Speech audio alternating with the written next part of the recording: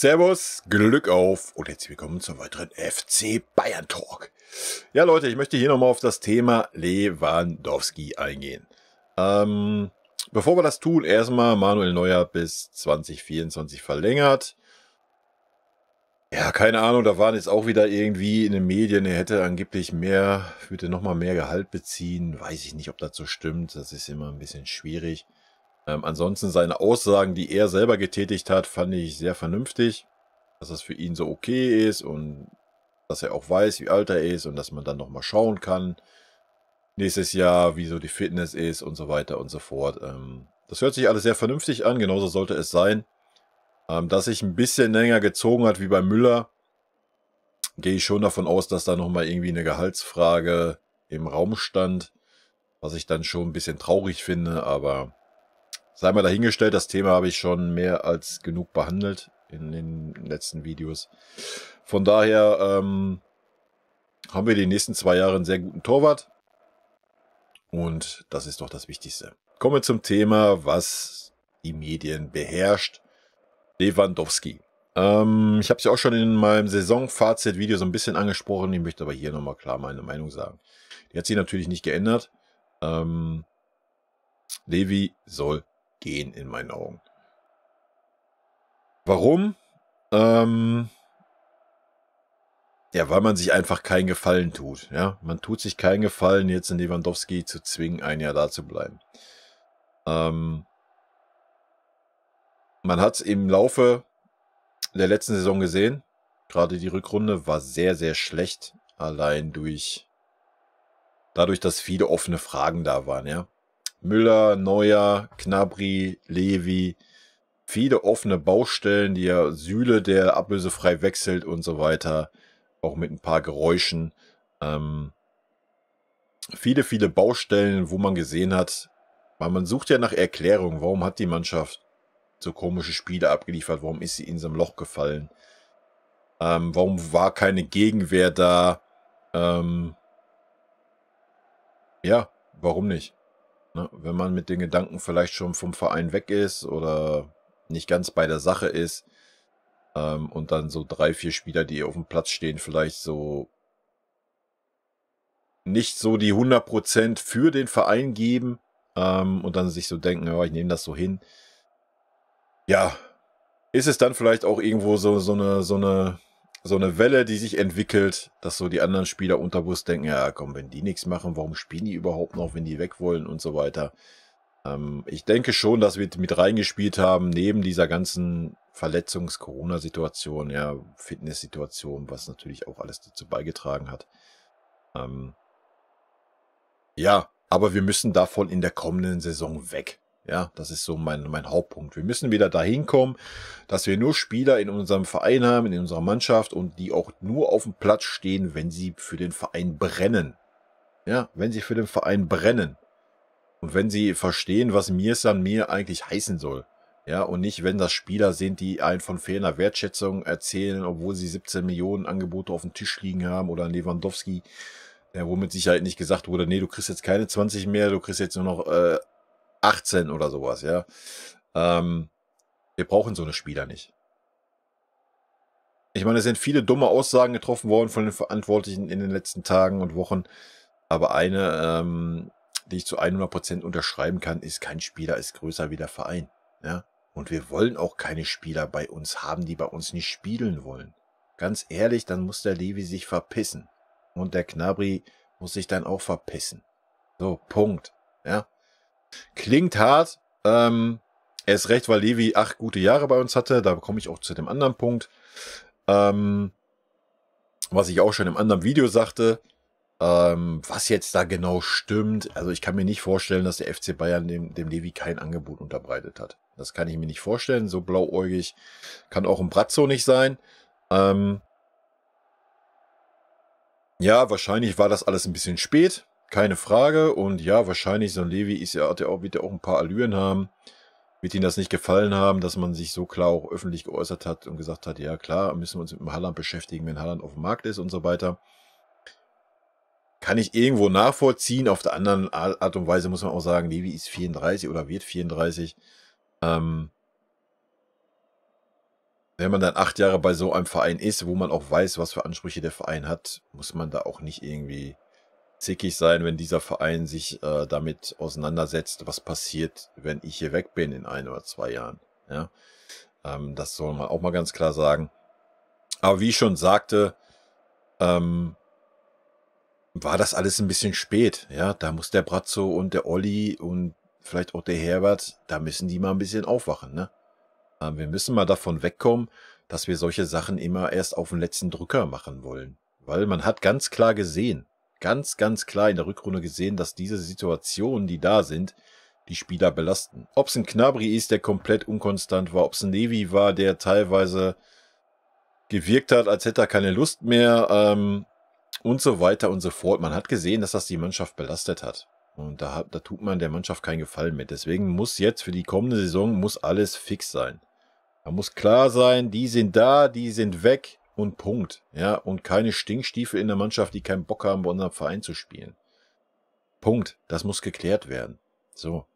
Und dass man das beim Levi vielleicht ein bisschen verschlafen hat, ja, bin ich dabei. Den Grund sehe ich persönlich auch nicht, verstehe ich auch nicht. Ich denke, gerade solche Personalien sollte man frühzeitig klären.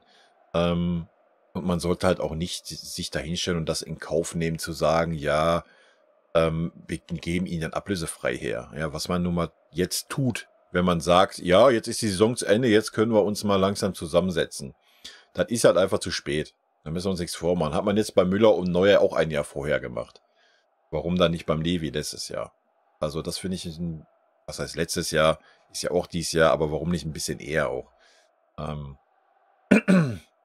Finde ich ein bisschen schwierig, aber wahrscheinlich, weil man dann schon einfach auch irgendwo mit den Gedanken gespielt hat, dass man ihn abgeben möchte. Und das kann ich mir dann nicht erklären.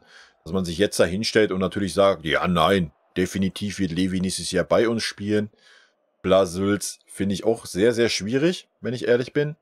Habe ich ja auch schon gesagt gehabt, weil man nimmt sich die Glaubwürdigkeit. Ja? Man nimmt sich jetzt komplett die Glaubwürdigkeit. Und ganz ehrlich, ich denke nicht, dass wir uns das leisten können, einen Spieler von diesem Potenzial in unseren Reihen zu haben, der keinen Bock hat. Ja, klar, ich habe das Argument dann auch gehört vom Olli, ja, das war in Dortmund genauso, wo es stand ein Jahr vorher fest, dass er zu uns wechselt und hat trotzdem seine Leistung gebracht. Ja, aber das kann man halt auch nicht vergleichen. Wa? Es geht ja jetzt für Levi dann auch um so seinen letzten großen Vertrag, sag ich mal. Und worauf ich eigentlich auch hinaus wollte, wenn halt so ein Spieler 8 Jahre bei unserem Verein ist, noch ein Jahr Vertrag hat und dann sagt, ja, ich möchte jetzt gerne nochmal was Neues machen, das muss man dann auch mal akzeptieren, ja. Das hat man beim Thiago auch akzeptiert. Und das sollte, der nicht so lange im Verein war, da sollte man dann auch bei einem Lewandowski akzeptieren. Natürlich hätte auch ein Lewandowski das Ganze eher kundtun können, ja. Wie zum Beispiel schon in der Winterpause. Aber da sind wir wieder bei der Geschichte vom Brazzo, ja, und vom Olli, vom Herbert. Da muss man sich halt mal früher mit auseinandersetzen mit so einem Thema. Weil dann hätte man da schon einen anderen Stand gehabt, hätte das schon mit einberechnen können, dass man das Gehalt einspart nächstes Jahr, dass man noch 30, 40 Millionen kassiert und man hätte sich dann vielleicht auch noch mal ein bisschen anders um Haaland bemühen können oder um irgendeinen anderen Stürmer frühzeitig. Das haben wir definitiv verschlafen und das muss definitiv besser werden, ja. Wie gesagt, ich kann Levi da irgendwo verstehen, wenn er sagt, er möchte jetzt gerne noch mal nach Spanien. Allerdings ist das aber auch nur von seiner Seite eine Ausrede in meinen Augen. Wenn es wirklich so wäre, klar, kann ich das voll verstehen. Dann sagt man, jo, alles gut, du hast hier 8 Jahre dir den Arsch aufgerissen, hast immer Leistung gebracht. Hast hier die Champions League gewonnen, bist Weltfußballer geworden und so weiter und so fort, ist doch völlig okay, ja. Dann sagt man zu ihm, ja klar, wenn ein passendes Angebot kommt, wo wir mindestens 50 Mille kassieren, dann lassen wir dich ziehen und dann kannst du nochmal deinen Traum in Spanien nachgehen. So, wenn man aber dann die Aussagen von seinem früheren Berater hört, dann kommen schon starke Zweifel auf, was die Aussagen vom Levi betreffen, war. Er sich ja jetzt dahin steht und erzählt, ja, ich möchte aber jetzt gerne nochmal zum Ende meiner Karriere zu meinem absoluten Wunschverein, den FC Barcelona, wechseln. Ja, dann ist das halt mehr als unglaubwürdig, wenn er die ganzen letzten 3-4 Jahre immer von Real Madrid geredet hat und das auch gegenüber seinem letzten Berater so gesagt hat, dass das so sein Wunschverein ist, wo er gerne nochmal spielen möchte. Ja, dann ist das jetzt ein bisschen schwierig alles, ne? Dann sieht man jetzt halt wieder, ja, wie es der Uli auch so schön gesagt hat, und ich denke, das können wir als Fans auch alle unterschreiben. Das Thema Wertschätzung, ja, geht's nur ums Geld. Leute, es geht nur ums Geld. Punkt. Ja, da gibt's auch gar keine anderen Ausreden. Und Levi muss halt einfach sehen, jo, er ist 33, fast 34. Wir hätten das Gehalt nicht mehr angehoben. Weil er verdient schon 20 Mille, wenn nicht mehr bei uns. Dann ist er einfach eine Grenze bei uns erreicht. Und ich denke, mit 33 hat man auch nicht das Recht, nochmal um eine Gehaltserhöhung zu fragen. Sag ich euch ganz ehrlich.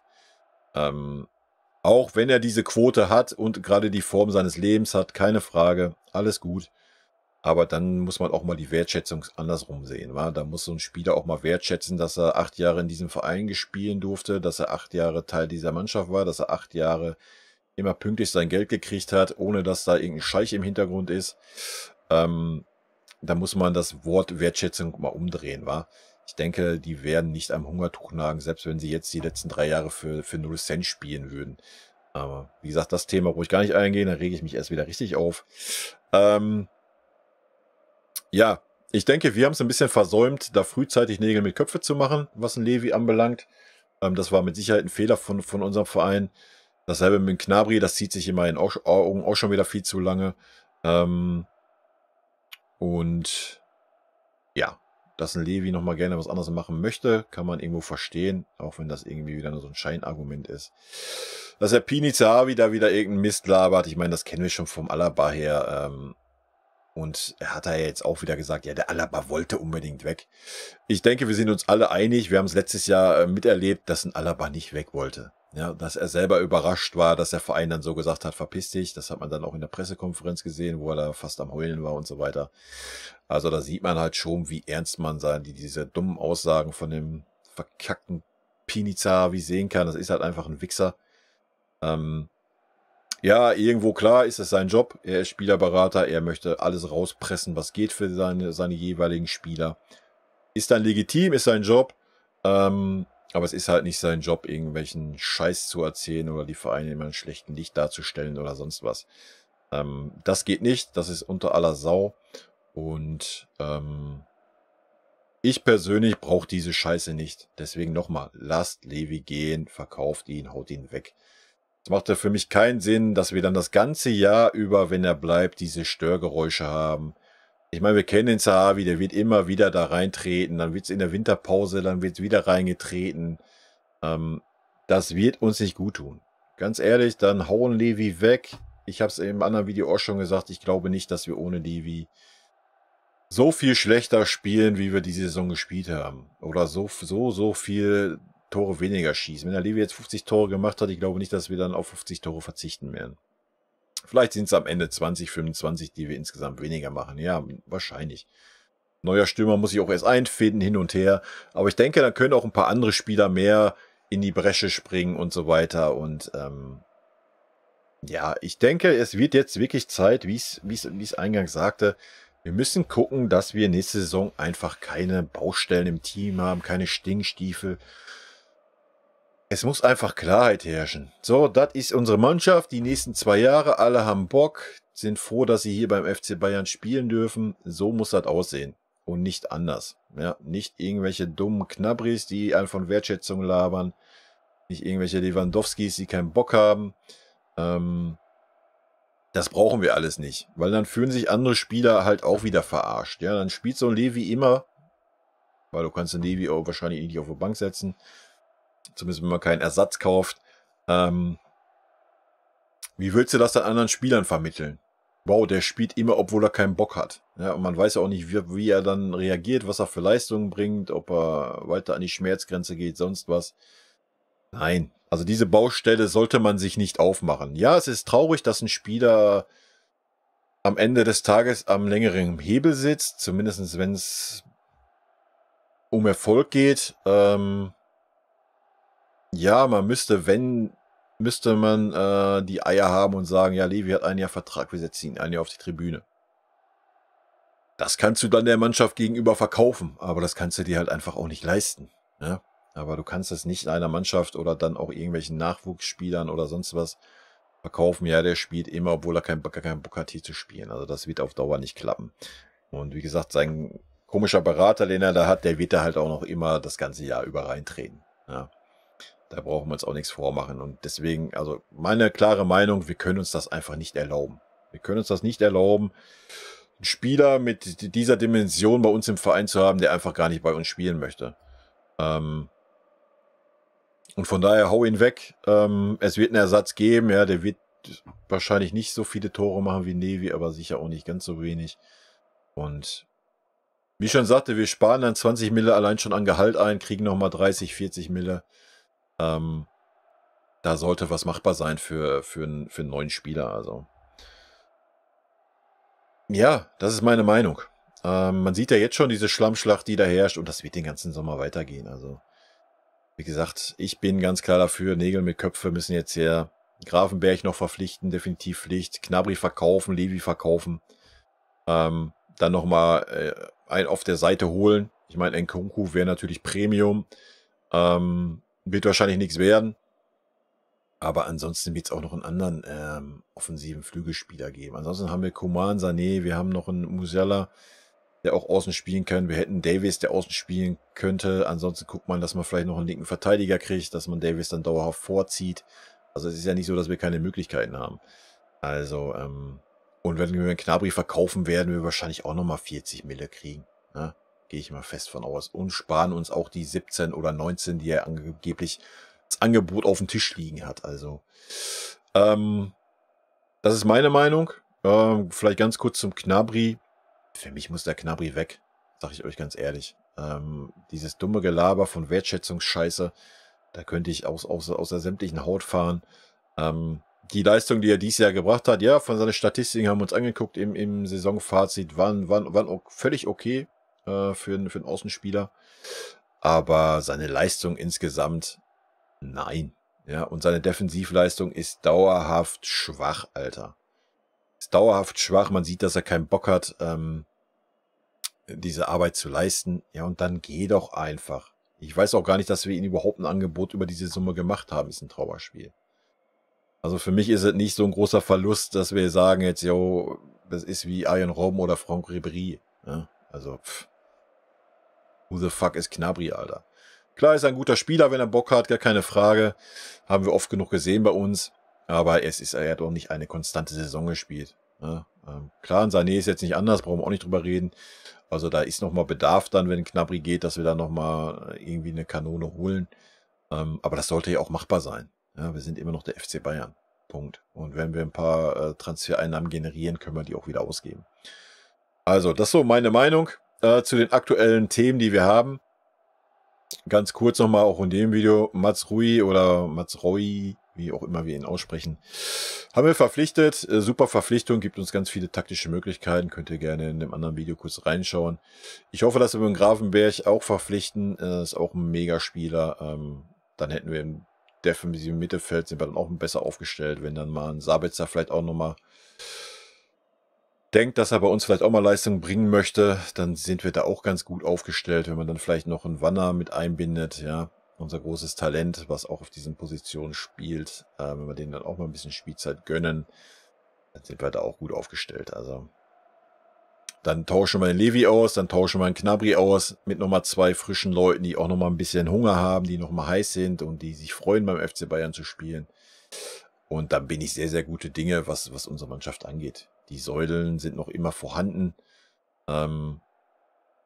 Ja, das ist meine Meinung. Leute, rot-weiße Grüße gehen raus. Soll es irgendwie was Neues geben, so von wegen Transfers, wird es wahrscheinlich nochmal ein Video geben, früher oder später. Und in diesem Sinne, tschüssi.